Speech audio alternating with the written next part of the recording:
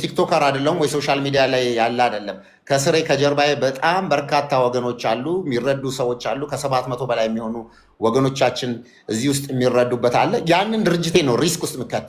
ከዛ ደግሞ የመንግስት ኃላፊነት የምትወስድበት ቦታ ላይ ደግሞ ከአንተ ኮንትሮል ውጭ የሆኑ ነገሮችን ደግሞ መጥቶ ደግሞ አንተን ደግሞ እንዳይረብሽ ኖ ስለ ከሌ አትረብሽም። ከዛ ፋይናሊ እንደውም በግልጽ አማርኛ ፋሚሊው ላይ ከወሰድክ እኔ ጋር ያለ ጉዳይ ላይ ከዚህ በኋላ ወደ እኔ ጋር የምታመጡበት ነገር ላይ ማን እንደሚመጣ ለምን እንደሚመጡ ሳትነግሩኝ እንዳታደርጉ። እዚህ ከኔ ጋር ያለንን ነገር ጨርሼ ተቀብያችሁ ወደ ቤት እስከምልካችሁ ድረስ ምንድነው እስከምሸኝ ሕክምና የሚያስፈልግም ከሆነ ማረፊያም ከሆነ እንደዚህም ከሆነ እኔ የምችለውን እንደ አንድ ወንድም ማድረገውን እስከምጨርስ በምንም አይነት መንገድ እንዳታመጧት። በቃ እንደዚህ አይነት ሰዎች እንዳታመጡብን። ጉዳያችን ጨርሰን እንደሌላው ጊዜ በቃ በጀርባ እንደምታውቁት አስፈላጊ ነገሮችን ሰርቼ ይሄ እናደርጋለሁ እንጂ ክሬዲት እንደሚወስድ ነገር በትንሹ እኮ ይኸውልህ በብላክ በእንትን በዶላር እኮ ባንክ ፐርሚት ያንን ስታስፈቅድ ማለት በሌላ ቋንቋ 20 ሚሊዮን ብሩን እያዳንክለት ነው። በቃ አሁን ቀሪ ገንዘብ ተብሎ እጃቸው ላይ ገንዘብ ቀሪ እንዲቀር የተደረገው ገንዘብ ማለት ባንክ ፐርሚቱን በማስፈቀድ ነው። ባለበዛ ቢሆን ምናልባቱም ያ ነገር ላይ ፈጠረ አንድ ቀን ሲቀረው መሐመድ እዚህ ላይ ማውራት ይችላል። አንድ ቀን አይደለም 24 ሰዓት ቀርቶ በሰዓታት ውስጥ ቀረው ተብሎ ነው። የኢትዮጵያ ንግድ ባንክ ሰራተኞች በዚሁ ማመስገን እንፈልጋለን። ቪዲዮን እልክልሃለሁ ሙቤ። ቁጭ ብለው እስከ ምሽቱ 1 ሰዓት ተልኮ ከተላከ በኋላ ደግሞ ምን ችግር ቢገጥመን ጥሩ ነው። የተላከው ገንዘብ በሪያል ነበር የተላከው ወደ ሳውዲ። በኢንተርናሽናል ሕግ ደግሞ በዶላር ነው መቆረጥ ያለበት። እንደገና ልክ አይደለም ተብሎ ተመለሰ።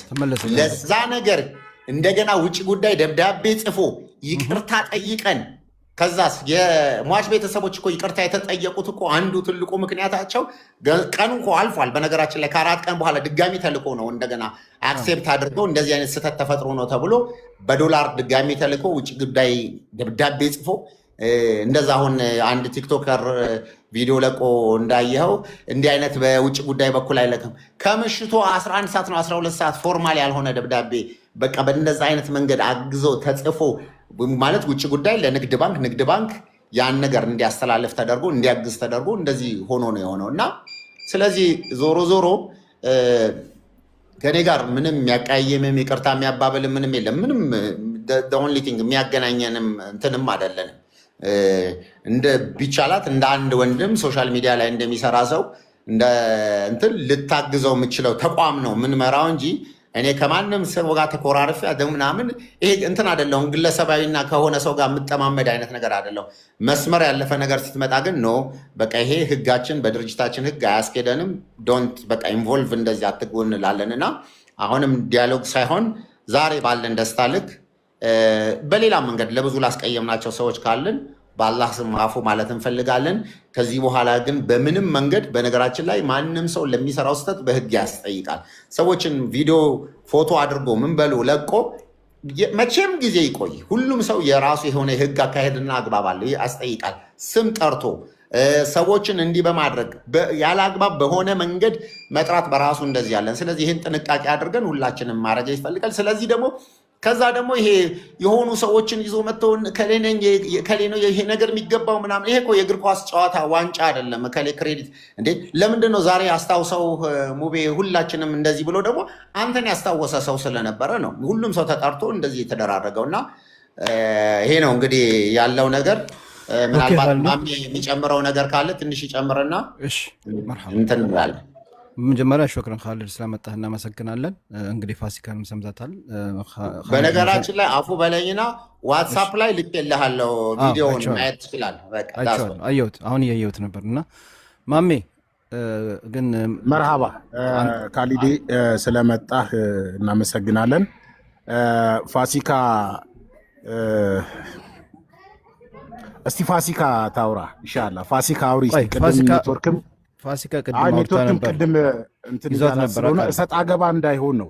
አዎ ኢንሻአላህ ታወራለህ። እና ፋሲካ እኔ ምስክር ነኝ ካሊድ ላንቺ ጥላቻ እንደሌለው ብያለሁ ቅድምም አሁንም ደግሞዋለሁ። ነብሰ ጡር የነበርሽ ጊዜ ከጎኔ ነበርሽ የተቀመጥሽው ሸራተንና እኛን ትቶ አንቺን ሲንከባከብ ነበር ካሊድና አንዳንድ ጊዜ ይሄ ዘን ጥርጣሬ ጭንቅላታችን ውስጥ እየተቀመጠ ነገሮችን እየቋጠረብን ይሄዳልና የምር ፋሲካ የምታወራው ነገር ካለ ፋሲካን እንስማት። ውስጡ ያለው አይ ፋሲካ ቅድም በደንብ ተናግራለች፣ ኻሊድም አሁን ተናግረዋል።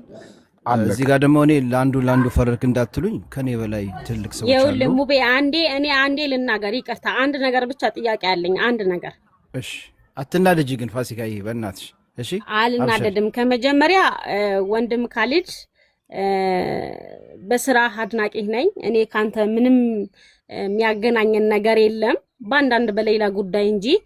ሌላ ደግሞ በጣም ብዙ የሌላ ቲሞች እኔ ላይ ፎከስ አድርገው የሆነ እንደ ማጥቆር ነገር ያደረጉት የሌላ ኮሚቴ ብዬ በምሰራቸው ቪዲዮዎች ነው። አዎ ነገም ዛሬም ሳውዲ አረቢያ ተገኝተው የሷን ጉዳይ በያዙ ኮሚቴዎች ላይ ቪዲዮ ሰርቻለሁ። ይሄ አልዋሽም።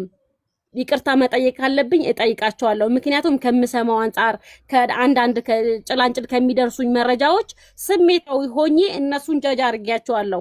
እነሱን ይቅርታ መጠየቅ ካለብኝ አሁንም ነገም ይቅርታ ጠይቃቸዋለሁ። ሌላ ግን ከኻሊድ ጀምሮ